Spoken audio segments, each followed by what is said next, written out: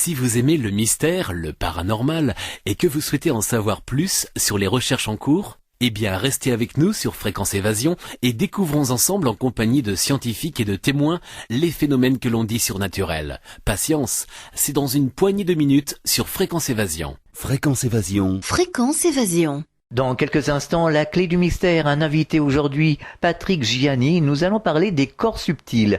À tout de suite.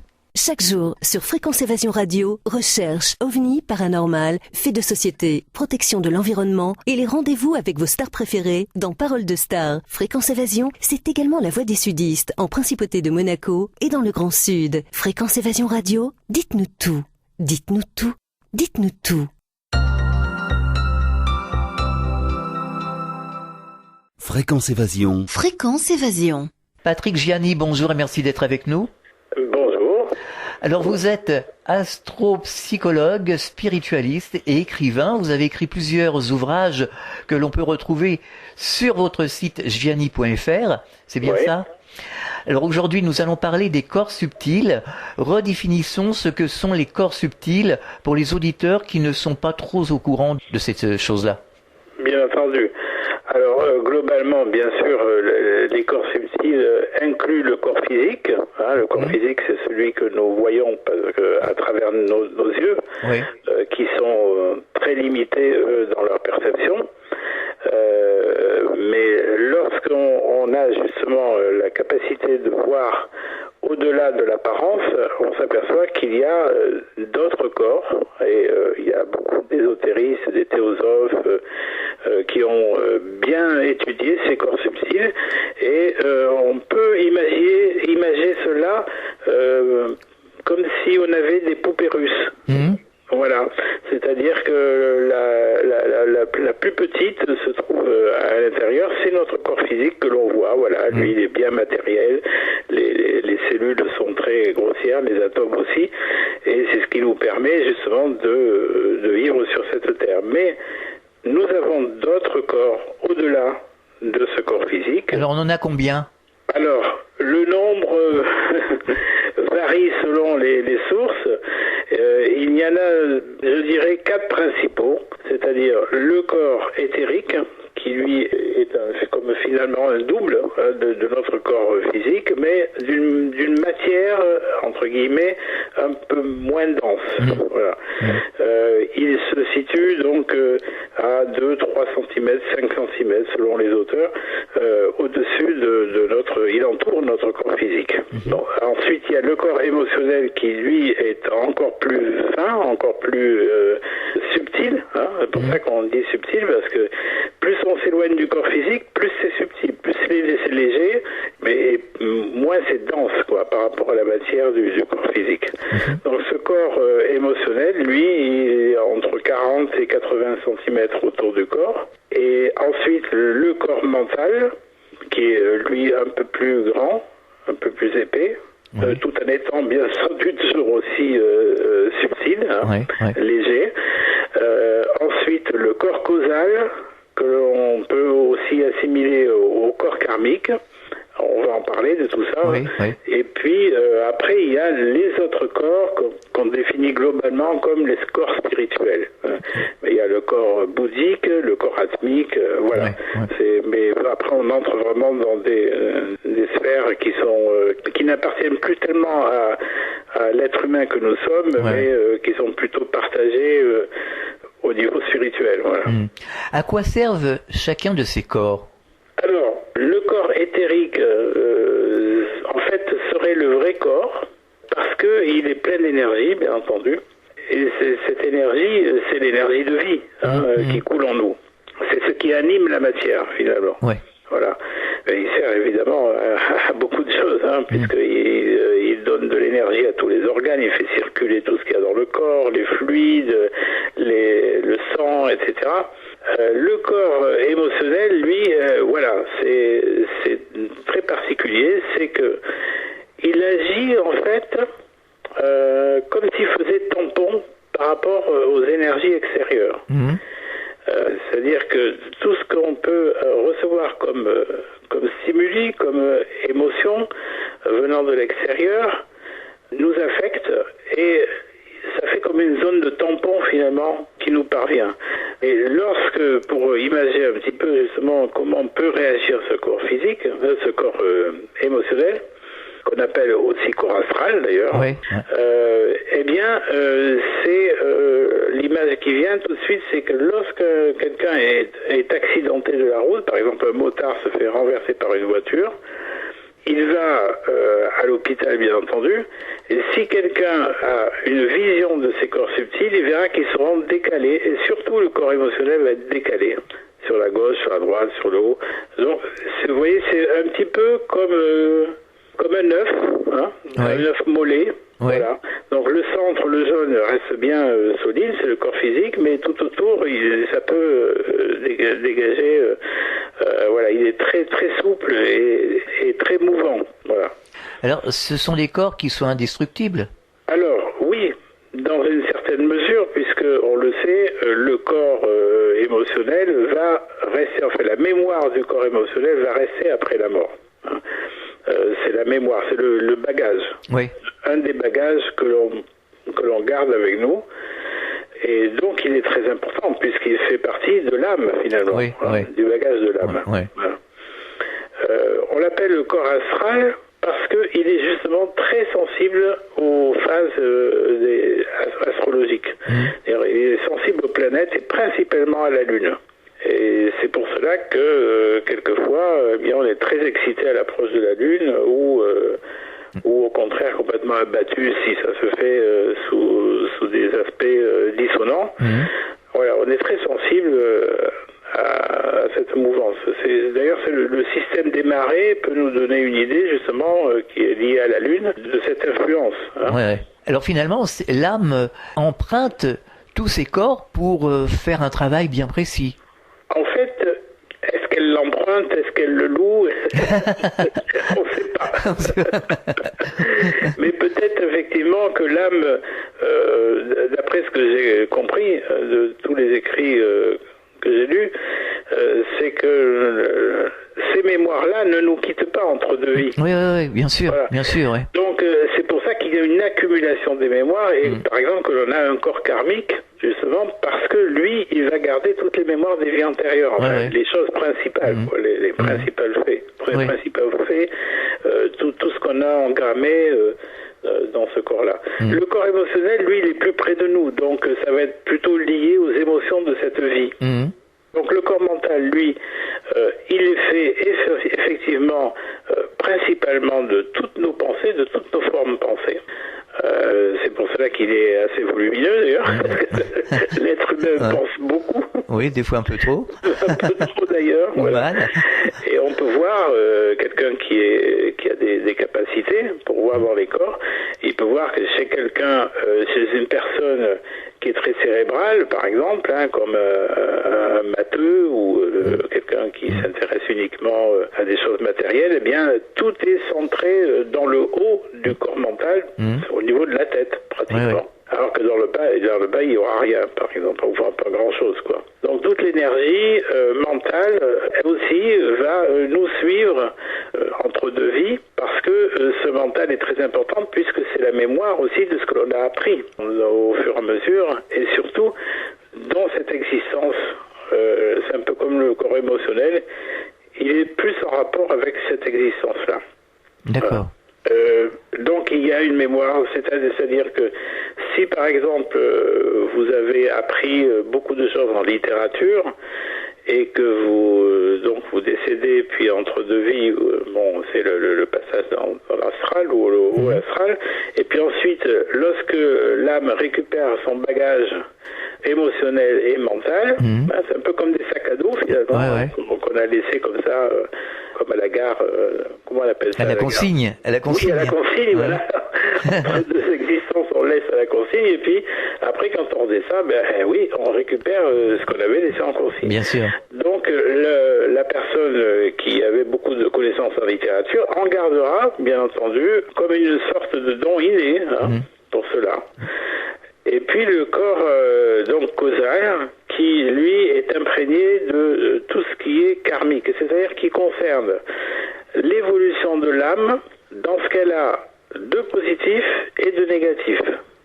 C'est-à-dire que lorsqu'il y a des dettes, comme on dit, des dettes karmiques que l'on se crée en faisant des actions négatives, agressives ou autres, eh bien, elles s'impriment, elles s'engramment dans ce corps-là causal.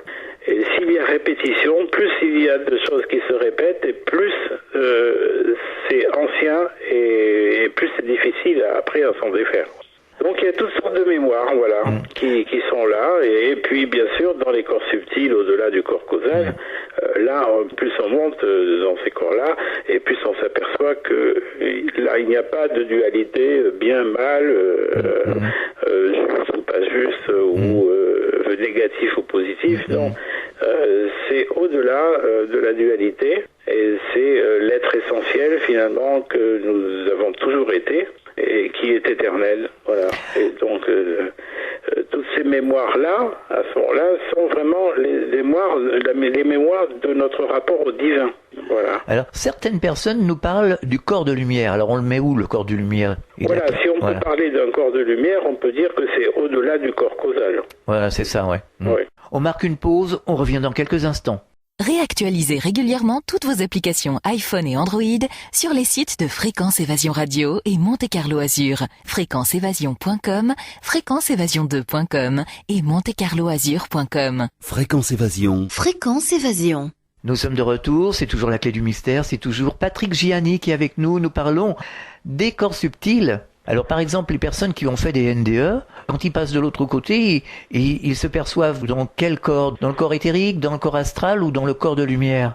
Ils sont dans leur corps de lumière, à mon avis, au niveau de l'âme, c'est la perception de l'âme qui est immatérielle, et donc elle voit ce qui se passe avec les yeux de l'âme, c'est-à-dire elle va voir effectivement les médecins au-dessus de la table d'opération, et puis elle voit son corps, et voilà. Et puis elle reste pas là, généralement, elle va se balader très vite parce qu'elle est appelée justement à rejoindre le divin pour un temps plus ou moins long. Ayant moi-même fait une NDE. Ah oui, vous avez fait une NDE? Oui, il y a en 2012, j'ai eu un accident cardiaque, un infarctus, et je suis resté 45 secondes, donc sans battement de cœur. C'est pas énorme, il y en a qui font quelques minutes, mais pour moi, ça m'a permis vraiment d'avoir cette sensation de rejoindre, j'avais appelé ça la lumière et des attendez, c'est quoi déjà, les prairies célestes. Voilà. Je me trouvais dans les prairies célestes, entouré de lumière, avec un amour comme ça qui me parvenait, qui était magnifique. C'était tellement bien que lorsque j'ai récupéré mon corps, après, je me suis dit, oula, c'est lourd, là. Vous êtes passé par le tunnel, vous êtes arrivé dans la lumière? Même pas, non, je suis monté directement dans la lumière, comme ça, et je suis redescendu parce que j'entendais dans mon oreille le médecin, là, qui disait, toussez, monsieur. Alors, il m'a fait tousser, et c'est comme ça que je suis revenu. D'accord. Donc, en fait, c'était vraiment une incursion très rapide, mais les 45 secondes que j'ai vécues, pour moi, m'ont semblé être quelques minutes. Mais oui, Nicole Dron a écrit un livre d'ailleurs qui s'appelle 45 secondes d'éternité. Je ne sais pas si vous connaissez Nicole. Ah bon, je savais pas. Ah oui. Et elle a vécu une NDE et elle est montée de plan en plan. Elle a retrouvé des amis, elle a retrouvé des membres de sa famille, son petit frère. Enfin, on peut écouter son témoignage sur le site de la radio. Ah, très bien, j'irai l'entendre, l'écouter. Alors, parce que vraiment, en plus, c'est vraiment le titre d'un post que j'avais mis sur Facebook, 45 secondes d'éternité, justement, pour expliquer aux gens ce que j'avais vécu. Justement, c'est pour ça. Vous me dites 45 secondes et ça me fait penser justement à Nicole qui me dit toujours 45 secondes d'éternité. Et alors, elle m'a dit, j'ai vécu la plus belle expérience de ma vie. Ah, je ne savais pas qu'elle avait écrit ce livre. Si, 45 secondes d'éternité, c'est une belle expérience, oui. Alors, certaines personnes perçoivent les auras. Alors, c'est l'aura de quel corps que l'on perçoit exactement? Alors, généralement, les gens voient le corps éthérique, c'est-à-dire le petit halo qui entoure le corps. D'ailleurs, c'est très simple, les auditeurs peuvent en faire l'expérience, ils prennent leurs mains, ils mettent la main, les doigts écartés sur un fond blanc, un mur derrière par exemple, et ils verront cet halo que l'on a autour des doigts. Voilà, c'est le corps éthérique. Généralement, c'est celui qu'on voit le plus facilement. Oui, oui.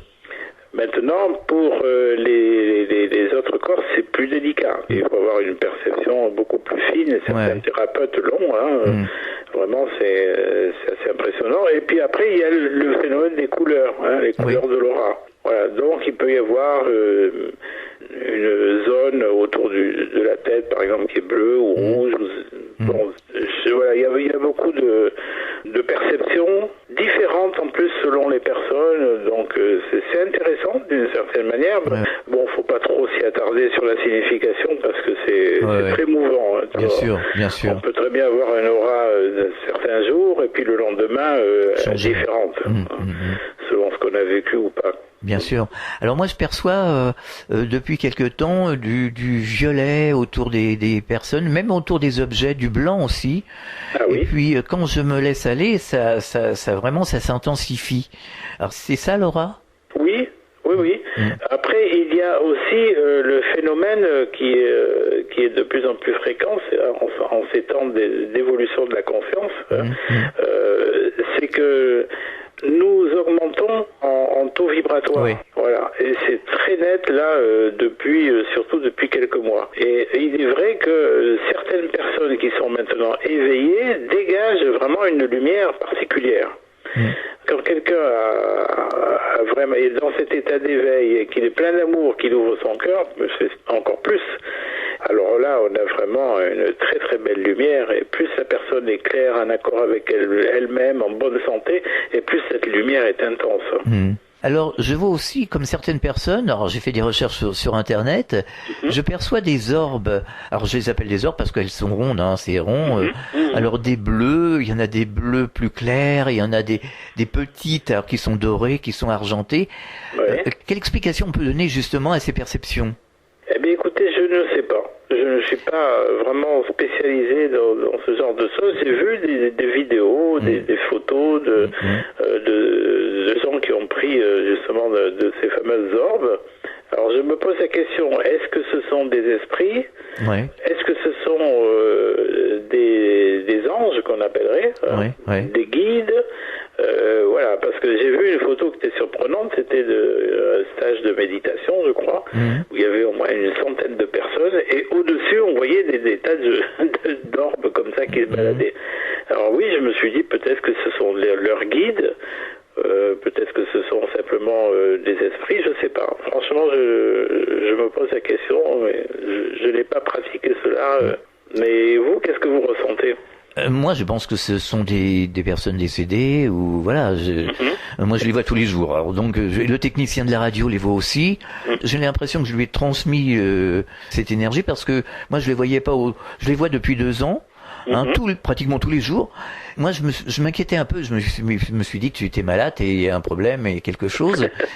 Et puis, au technicien, je lui dis, est-ce que tu vois des orbes bleus, des ronds bleus Il m'a dit non. Et 15 jours après, il s'est mis à les voir. C'est drôle, Et il les voit, il les voit et moi, je les vois tous les jours, mais tous les jours, C'est une question d'entraînement, alors. Certainement. L'entraînement de la vision. Voilà, c'est certainement. Alors, elles apparaissent comme ça, qui sont plus ou moins grosses. Et puis, la couleur est un bleu, des beaux bleus. On voit que c'est un bleu. On dirait qu'il y a de la lumière à l'intérieur. Je peux pas, je peux pas le définir. C'est très difficile à définir.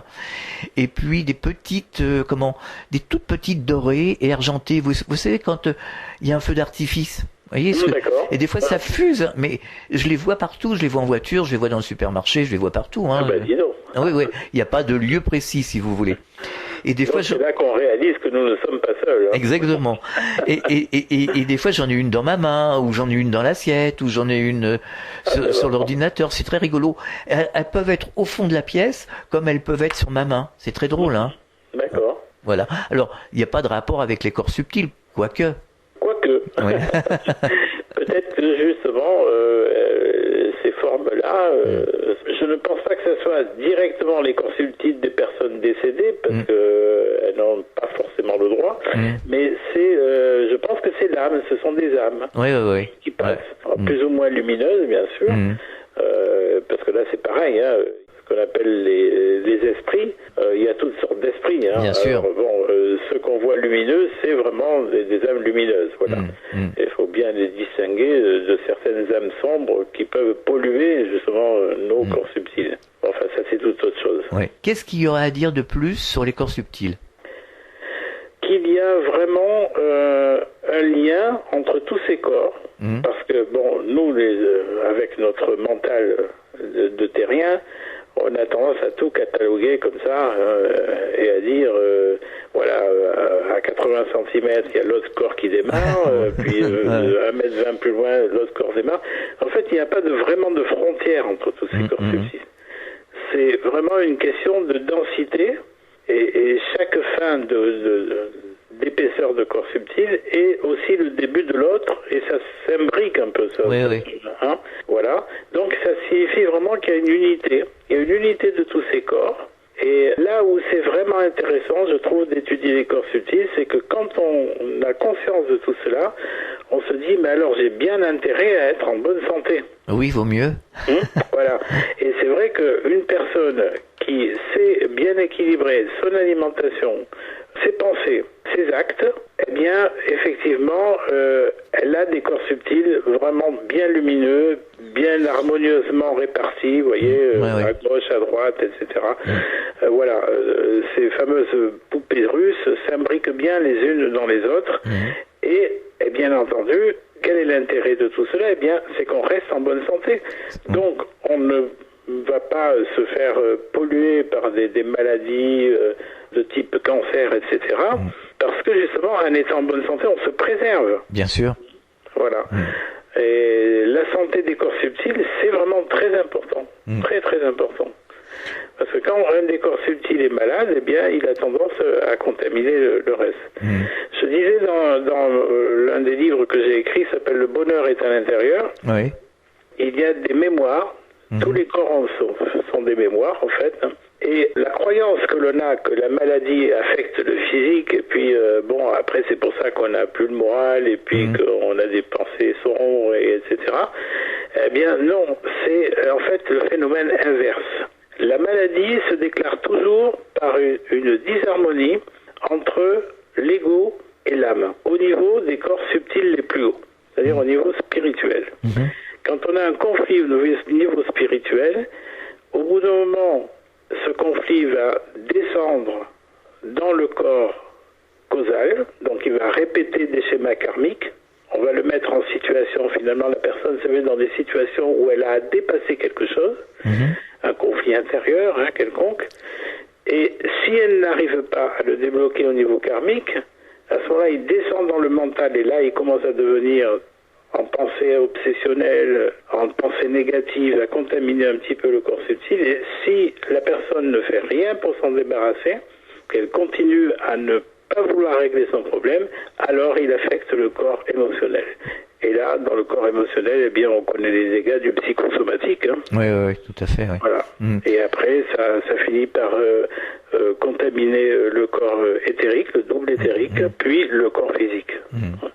C'est pour cela que lorsque on a un conflit intérieur entre ce que l'on veut et ce que l'on doit, voilà, c'est comme cela que ça commence. D'accord. Il faut y veiller, toujours. Être en accord avec soi-même, comme on dit. On peut se rééquilibrer, de toute façon. Oui, on peut se rééquilibrer, voilà. Et, si possible, bien entendu, quand on n'arrive pas tout seul, il faut demander. C'est sûr. Alors, on peut vous retrouver sur Internet, sur votre site, www.gianni.fr. Que peut-on trouver sur votre site? Alors, sur mon site, il y a beaucoup d'articles. On peut trouver, bien sûr, tous les livres que j'ai écrits. On peut trouver aussi des conseils en musicothérapie, puisque je suis aussi musicien. Puis après, bien, les gens peuvent me retrouver sur Facebook aussi. Ils tapent Patrick Gianni. Et je suis vraiment quelqu'un qui poste beaucoup, comme tout le monde me dit. Qui poste tous les jours. Ah oui, tous les jours. Moi, j'aime bien. Voilà, parce que c'est du direct, de l'instantané. Je crois que dans l'époque que nous vivons, c'est important d'être vraiment dans ce temps présent là. C'est sûr, c'est certain. Voilà. C'est fabuleux ce qui se passe en ce moment. C'est un éveil magnifique. Alors, vous donnez des conférences, vous faites des stages, des ateliers? Non, je ne donne plus ni conférence ni atelier, parce que j'en ai beaucoup donné. Et bon, j'ai 65 ans maintenant, alors je me repose un peu. Et je me consacre pratiquement à l'écriture. Et puis, je donne des consultations en astropsychologie. D'accord. Je n'en donne qu'une par jour. Alors, voilà, pour me ménager. Pour terminer, est-ce que vous auriez un message adressé aux auditeurs? Oui, soyez vous-même et surtout cherchez à être heureux. Voilà. La joie, c'est quelque chose de précieux. Ça, c'est certain, oui. C'est sûr. Merci Patrick Gianni, à bientôt. Merci. Fréquence Évasion.